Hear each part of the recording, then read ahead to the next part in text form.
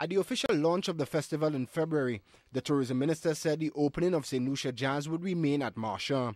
Alan Chastain's position has since changed. The opening will now share the stage at the Fringe event in Fort-d'Or. The former Minister of Tourism says the announcement is saddening but not surprising. Philip J. Pierce says the change will mainly affect ordinary St. Lucians who cannot afford to attend main stage and other jazz shows. Many people could not afford, or they cannot afford, to attend the more expensive shows happening in the north of the country. And some of them could not even go to Jazz on the Square because some people who work in the hotels, who work out of town, etc.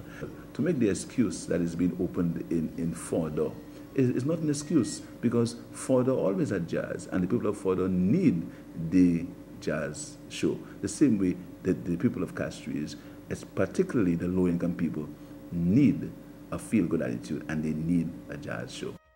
The organizers of Jazz 2008 are also getting pressure from a local promoter who says more St. Lucian artists should have been included in the festival lineup.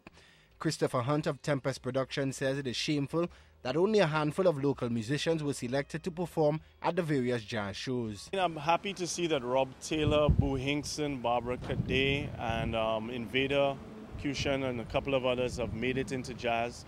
But, I mean, we have to thank people like Mr. Louisi and Mr. Kerwin Peter, who last year really lobbied to get us into jazz. But the reality is that with the present system of which jazz is being put on through the tourist board, there really is no room for us. The changes to the festival also came with other revelations. Senator Alan Chastain says visitor arrivals for jazz hovers around 2,500 to 3,500 and not 15,000 as was bandied about in the past. Philip Pierce says Chastain is trying to justify his position on jazz while jeopardizing the reputation of the people who prepare the figures. I do not prepare figures. The technocrats, the hard-working people at the tourist board, the statisticians, they're the ones who prepare figures. So for the minister, and that is part of the minister's style. He just says things, he just calls figures out in the air, he doesn't prove the figures, and he believes he can talk his way out of issues. Philip J. Pierce says the opening has been the biggest revenue earner on the jazz calendar in previous years, and it should therefore remain at Marchand.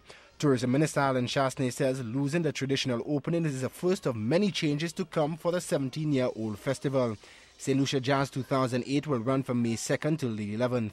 Shannon Labona, HTS News, Channel 4.